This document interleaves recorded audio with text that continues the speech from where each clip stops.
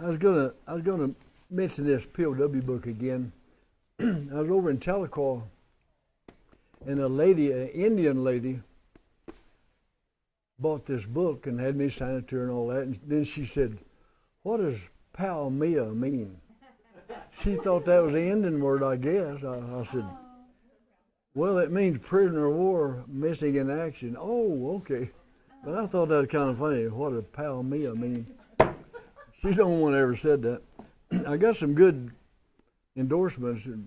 Hollywood Dale Robertson, he was a good combat decorated soldier. And William Anderson, who wrote the book Bat 21. I got some good guys. That was really neat, that banquet. It wasn't me that drew that 1,000 people there. The speakers I had. And one of them was Sergeant Roy Benavides from Houston, a little town there by Houston. And y'all might have read about him. But he stepped out, he was in the camp, and the helicopter was just fixing to take off.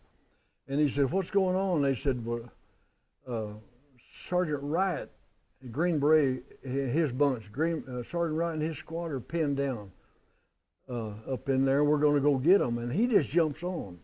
He don't have his rifle, don't have a pistol or nothing. He jumps on this helicopter.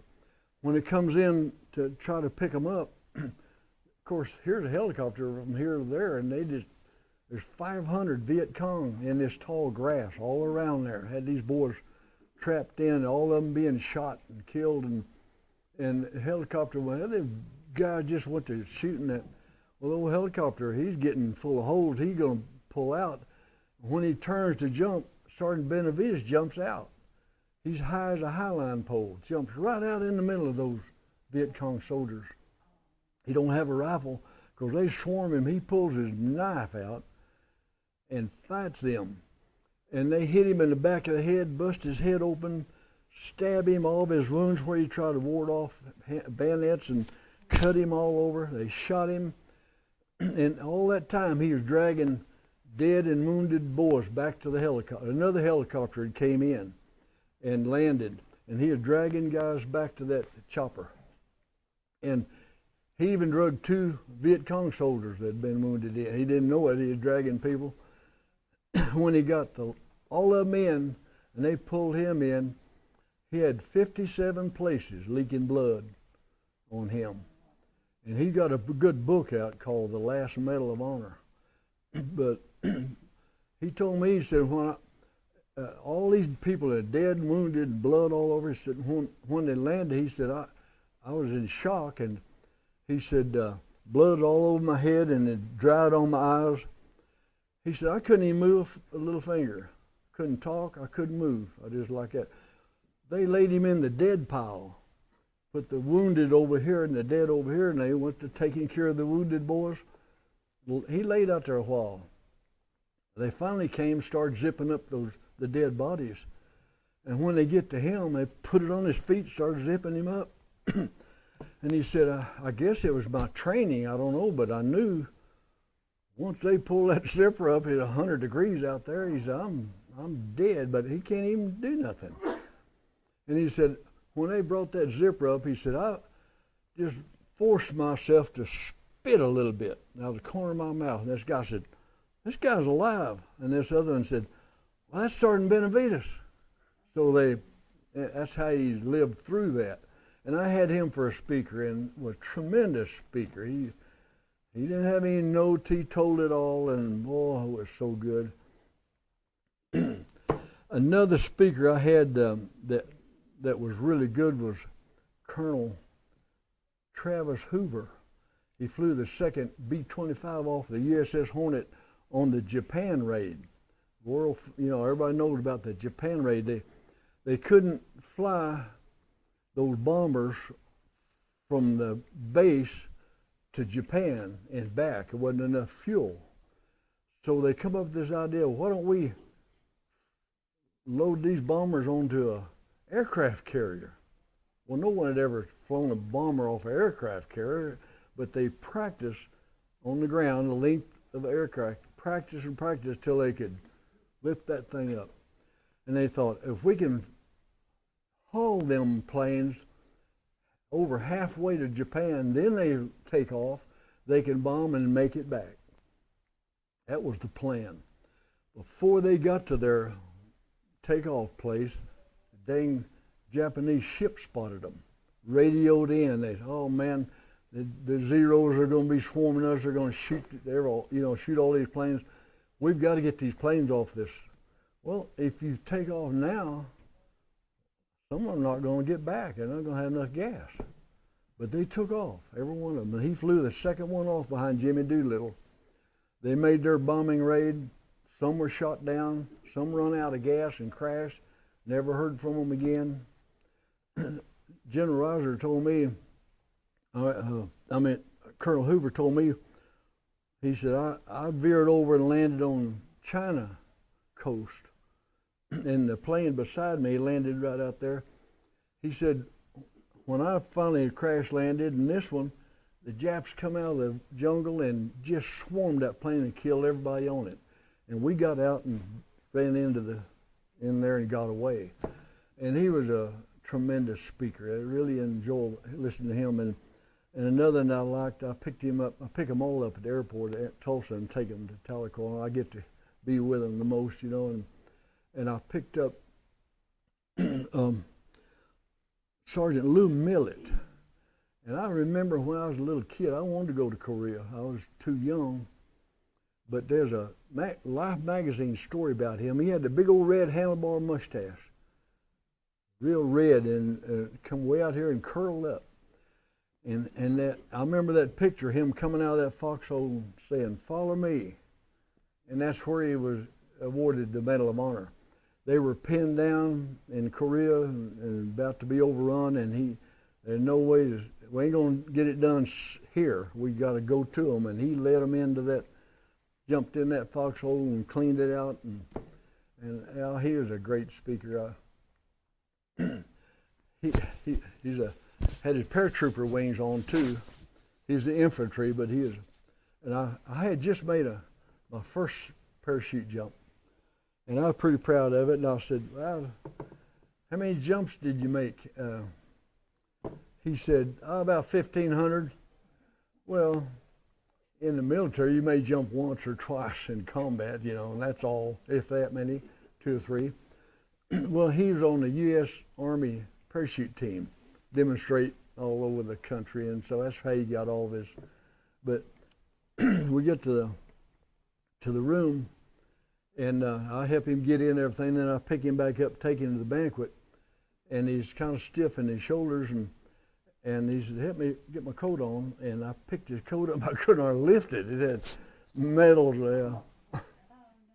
But those are the kind of guys that were the speakers, and that draw a heck of a crowd. So when I first started trying to be an auctioneer, something I wanted to do, the guy that the teacher, instructor, he and I got along real good. We're about the same kind of guys. And he said, "Up here at Jay, Oklahoma, I got a weekly sale every Friday night. I call it a junk sale, but it's just you bring whatever, and what don't sell, we'll leave it and pile on to it next week. Just a fun sale." He said, "Why don't you come up there and I'll let you auctioneer and get some actual experience instead of just in the classroom." I said, "Yeah, I'll do that." So I got up there and I got to sell stuff, and one night I noticed there was tables, there were chairs like theaters, no table, just chairs.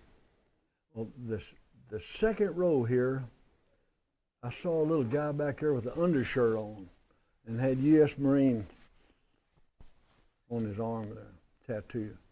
And I saw him, he kind of ducked down about half timid, behind those 3 girls sitting, he was right behind you. And every time I look at him, he'd just kind of get down. And I thought, "Okay, buddy." And I had my banquet, and I always carried flyers with me. Had one with me. When it was over, he tried to cut out, and boy, I just stepped around there and got in front of him. I said, "Hey, bud, how you doing?" I shook hands with him. He just suspicious, he'd look at me, and I said, I see you in the Marine Corps. Yeah. You in Vietnam, weren't you? And he said, yeah.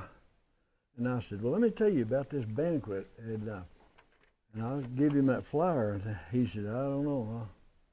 He's just real suspicious. And so I just let it go. I didn't pressure him. I turned and went on.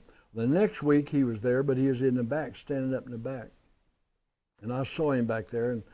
And when the sale was over, I just put that mic down and cut him off. And I said, I called him by his name, you know, and he said, oh, yeah, how you doing? And he had on a shirt, he'd cleaned up, had a haircut. And we talked a while, and he said, you know, you're the first person ever talked to me about Vietnam.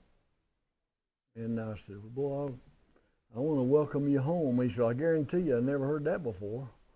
And I said, well, I want you to come to that banquet. He said, well, how much are the tickets? And I said, they're free. They weren't, but I said, here. And you got anybody that wants to come with you? I gave him 2 of them. Well, about a month later, there's the veteran banquet. 1,000 people out there in this big old place. And I watched for him and looked for him, and it was about almost over. And I spotted him and his dad way back there in the back. His dad was a Korean combat veteran. He told me, he said, my dad got blown out of a hole over in Korea. And so they came to that banquet. And that's what the banquet was all about, those kind of guys. It wasn't for me, it was for guys like that. And he told me when it was over, I went up there and talked to him. And he said, man, I appreciate you talking to us. He said, Jay, Oklahoma, a little old bitty place, you know, and he said, we never go anywhere. I don't ever see anybody live off out here in sticks. But he was a decorated soldier. I got in a little more of his information, but no one knew it. I knew it because that tattoo. I might not have known if he hadn't had that undershirt on, you know, but that's kind of what it was about, those kind of guys.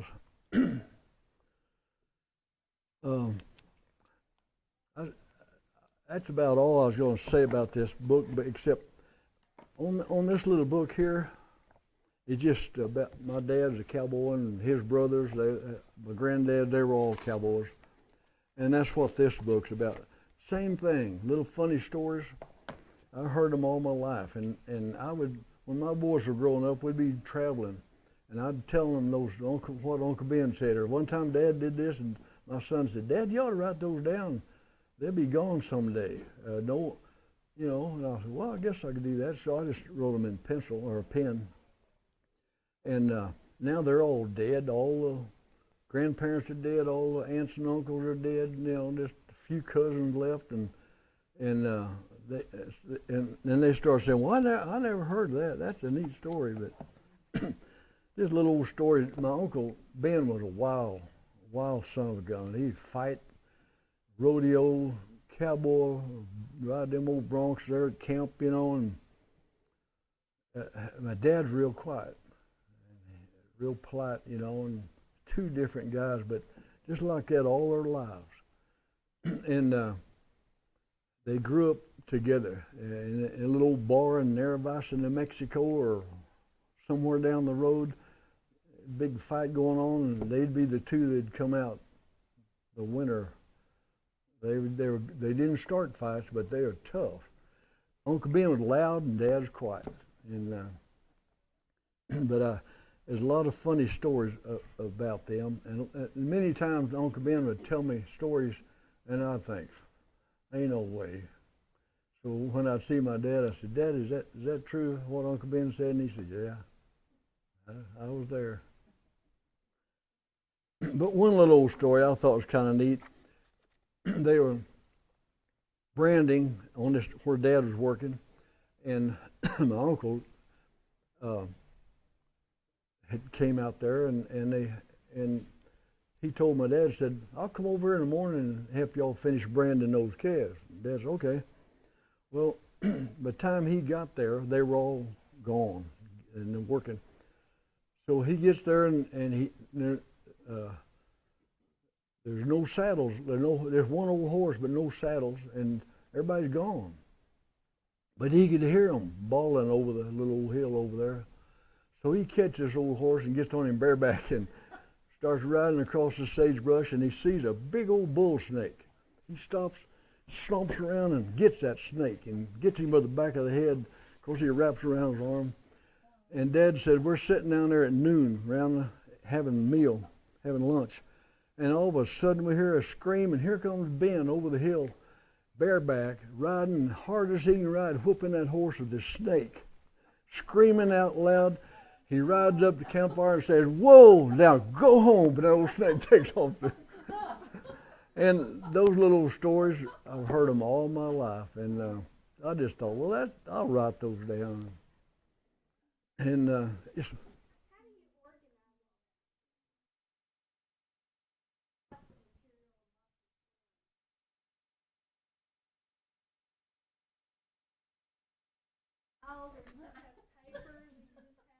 I don't have files.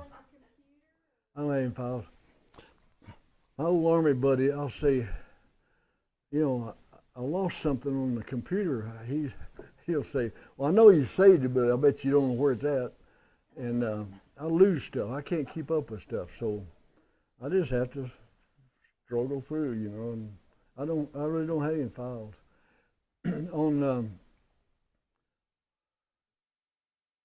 On that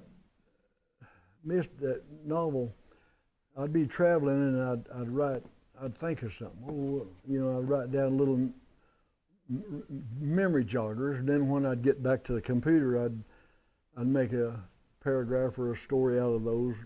But I don't have a file cabinet. I don't have files. And my computer, I don't know where that stuff is. Sometimes I can't find it worth a dang, but sometimes I think, oh, well, there that is. I'll save that, you know, but I lose stuff. I'm not very organized on it. But, yes, ma'am.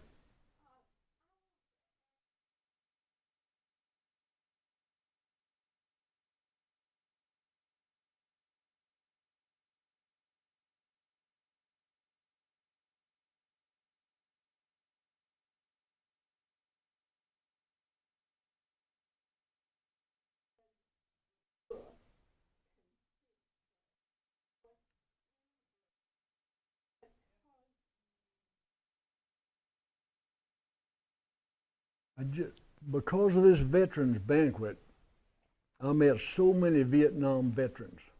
Tahlequah, Oklahoma, Cherokee Nation headquarters, University, and buku Vietnam veterans over there. Cherokee Indian boys, bunches of them, but nobody even knows them.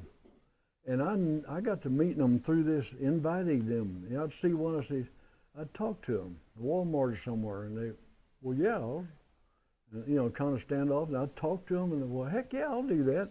And I got them to come in. And you know, they was telling me those stories about maybe they were a prisoner, and they would get released, and he'd say, so-and-so, John Smith, didn't get released. And the Viet Cong would say, we never heard of him. And they'd say, well, yeah, I was in the same cell with him for 4 years. He was alive, he wasn't sick, he wasn't hurt, he was fine. And they'd say, well, we don't know where he's at. And there's a lot of reasons why someone turns up missing in action.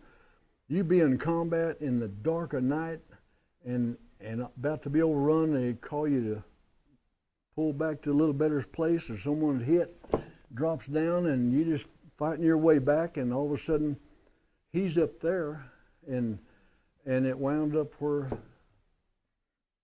he's gone. Either they catch him or kill him or take him or whatever, but that's one of the reasons how they lose those combat boys. You know, there's a lot of ways that can happen, but that's what interested me. The ones that people knew were alive, and then when they were brought home, big long list, 2,200 of them, unaccounted for. Well, shoot, I was in with him, he was okay. And that's I thought, man, there got to be something about that. And so I started talking to those guys first, Vietnam veterans. And then I went on, what I did, I put 4 questions. How have your thoughts changed the past 20 years? And how's this? And I have 4 different questions. And I sent the same 4 to everybody, and I got those responses in. And but that's how I got started on that. Just interested in why we didn't get them all back, and you can't get them all back. You know, there's a bunch missing from Korea, and of course World War II is a bunch of them, but there's just no way. But when they're in the jail, when they're in a cell with someone, and they're healthy as they can be, you know, alive and well, and he gets to go home and that and don't, and then they say, we never heard of him. You know, they have too. Oh, General Robbie Reisner was one of my speakers, and you all probably heard him. He's on a lot of these gospel programs. He tells his story. But he was a jet ace fighter pilot in Korea, and then he was a fighter pilot in Vietnam. He shot down, captured, and spent 7.5 years in the old Hanoi Hilton, solitary confinement in a room not much bigger than that table, and just a mat and a pot and a drain, and that's it, you know.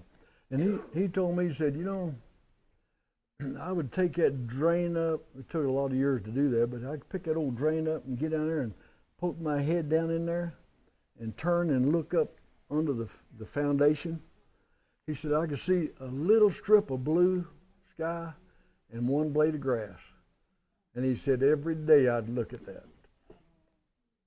You know, help me get through that. And he said, another thing I did, my mom had taught me a Bible verse when I was a little kid, and I'd try to recite those. But he said, I started talking out loud my life story. When I first remember, one time we did this, and I walked plumb up through my whole life, plumb up to the day he was in that cell. I did that over and over and over. He just said, kept my mind busy, kept me talking, and those are the things that got me started on that. Oh, there's some good soldiers out there. There's some of the dangerous stories you ever heard, and one boy there in Tahlequah, and I've asked others about him. They didn't even know he was in the service. Some of them said, "Oh, I didn't know he was in the Army." But they were as in Europe, they were being overrun by the Germans, overpowered, and they left 12 guys at this intersection to try to hold them while they moved their equipment and their wounded back, try to get to a better fighting spot. And they held them for a long time and finally were overrun. And the German commander was so mad. He was mad at his own people too, but he was mad at these boys because those few held his whole outfit for a long time until everybody got away. He lined them up along the road, made them get on their knees, and he walked up and shot every one of them in the heart, right down the line. They just fall over. And this boy, he said, I woke up the next day, snowing like something. He laid there all that evening, all that night. Sometime during the next day, he said, I woke up and I was just sitting up. Arms hanging down. He said, I couldn't move nothing. I was just sitting there, covered in snow. He said, I looked around like that and I could see just a hump of snow, each one of those boys, all of them dead, and he's sitting there alive. And he said, I just sat there. Couldn't get up, I couldn't move. And later in the afternoon, he sat there all afternoon, and here come some Germans marching some American POWs along this road. And one boy had the nerve to ask the guard, said, can I pick him up? And the guard said, go ahead. And they got him up and carried him to an old barn. They spent the night. Of course, he got well, but those kind of stories is what got me on that. And there's a bunch of them. Almost all of them have stories. That One other thing I was going to tell about this, and then I'll give up. This, like I said, about my dad, my uncle, and me, and different ones. We was all involved in that kind of stuff. My dad had a Palomino stud. They raced him. They'd haul horses to Delhart on Sunday afternoon at the Rangers Club and match against him, and no one ever beat him. I'd go out there as a little kid and hold on to Dad's hand and watch him, and he's broke cowboy, but he bet them 20s, and old Pine Knot was his name, win that race. And I remember Dad had pushed back and laughing, getting those money from those guys. I thought, all right, Dad. So out there at the ranch, one time we had company, and they all wanted to go to town. So they left us out there with Mom's cousin, the one that took Dad's place after we moved away that time. Him and his little wife were young. They stayed with all the kids. I was probably 7 years old. And all these kids, I was the only little cowboy in the bunch. I had a good horse. Dad gave me a good ranch horse, not a Shetland. You take a cowboy to ride a dang Shetland, they'd kick you and run off with you and bite you, little mean devils. But there's some good ones. But a kid needs a good horse. But I had a good one that I could ride. And everybody said, we want to go riding. All of my little goofy cousins, let's go riding. Well, there was no horse. They was all out in pasture, up in sagebrush and so forth, except old Pine Knot. So I said, okay, I'll saddle old Pine Knot. And I saddled that stud and rode out through that sagebrush, really showing off, and went around all the mares and geldings. Stud don't like geldings, but he likes mares. And got around them, and they headed for home. Got weeds flying up and dust, and I was riding along, and my saddle slipped. Because I was a kid, I didn't pull up. And I was hanging off like this, and got a hold of the mane, and went to whoa, and stopped him. And I got off. Of course, he wanted to go and around. I hold on the rein, trying to pull up my cinch, and around, kicking up dirt and bawling, bellowing. And I finally got that cinch tight, and reached up and got the saddle horn, and he took off. And I was hanging on like this and just sailing out. And here's a horse that never been outrun, and I'm hanging on the dang saddle horn. And I crawled up on that son of a gun. I had my reins, and stayed with him, and those horses went right in the trail because they used to be brought in. And I brought in there and stopped, and I was the hero for the day. I put Pine Knot up, and we all got us a good gentle horse and rode. But when my folks got home, they got told on, and my dad was just a good, quiet guy. I really admired him. All he said was, son, don't be riding old Pine Knot when I'm not here. I said, okay, Dad. And I never did again. But if that'd been Uncle Ben, he'd got a string of baling wire and rolled it up, or a bridle, the way he did his kids, and just whooped the daylights out of them. That's the way he whooped his kids, but my dad didn't do that. When I was first starting to ride bulls, we lived at the sale barn in Delhart, up above that big old sale barn. What a place to live. And when the sale was over, there's always 3 or 4 bulls or other cattle that didn't sell, or someone just bought them and left them for the next sale to make a little money. And a big old bull pen down there. So I got where I would get a couple of buddies to help me. When we'd go down there, and Dad'd be gone, we'd pick me out a bull and run him down the alley and get him behind 2 gates, and I'd ride him. One afternoon, I rode this big old black bull down the alley and rode him, and I jumped off. He was so mad when he turned around. I got up on the fence, and he went by, and he went all the way back down that arena, or that alley. These 2 kids, high school buddies, sitting on the gate, and he jumped that gate right between them, and then went over and headed to Lubbock, or Liberal, headed east.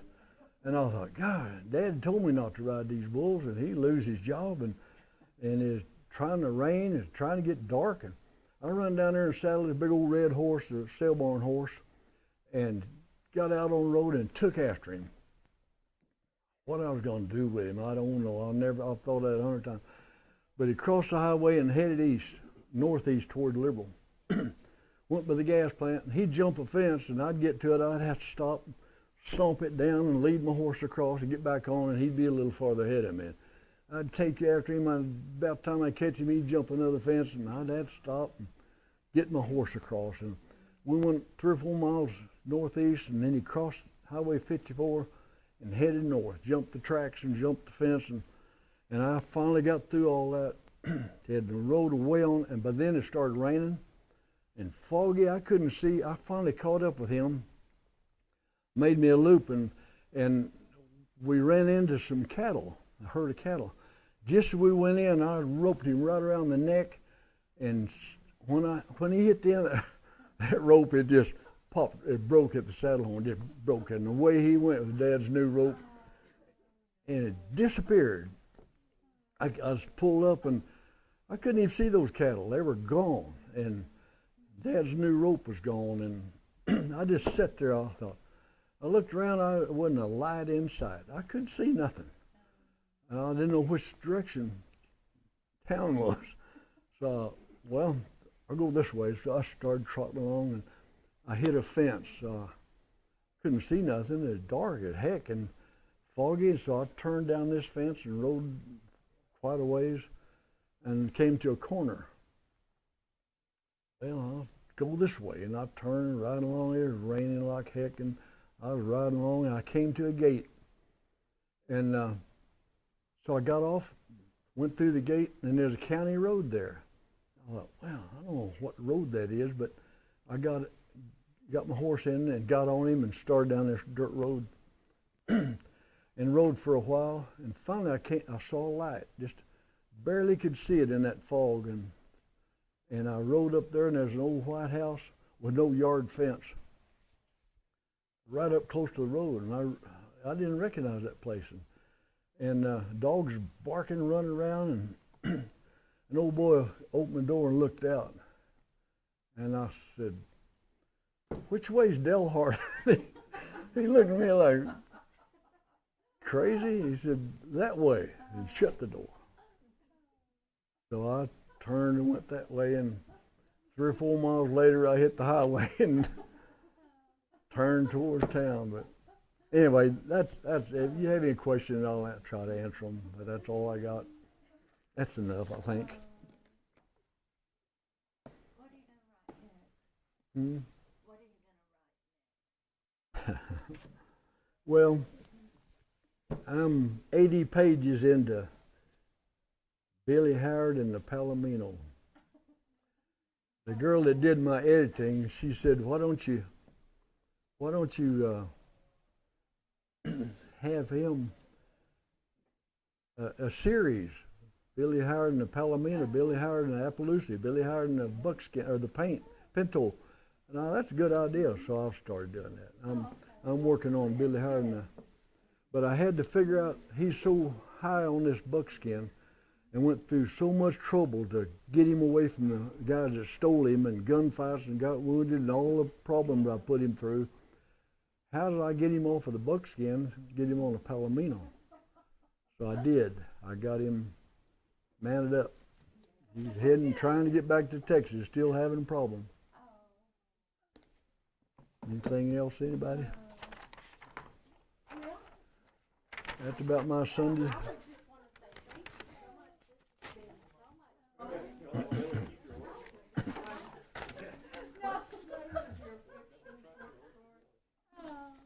Thank you very much. She was wondering what the name of the short stories. Yeah, Killing Time. Oh, well, this one's the fiction. Killing Time, yeah, short stories. I was over there at Stillwater. Every day I'd get through work, and I lived on. They had a house up at the road. They said you can either live here in the village, free, utilities and everything, or up in this house. Used to be a caretaker. And I thought, well, I don't want to work all day and then walk down the hall and go in my room. I'll live up there. And so I had my dogs with me. Brown lab I called Tuffy, and another one. So every day I'd get off work, and I just 2 blocks, and wasn't even had just a road up to my house, and it was right south of the Stillwater Country Club. And so I'd just go home and take off and put on an old T-shirt and cap, and me and Tuffy take a walk. And so I was walking along there trying to think of a title, and I just come up with Killing Time, sitting around the airport or a doctor's office. And I thought, well, that sounds pretty good. He goes in. Thank you so much. Thank you very much. We appreciate Thank you you. coming. And I'm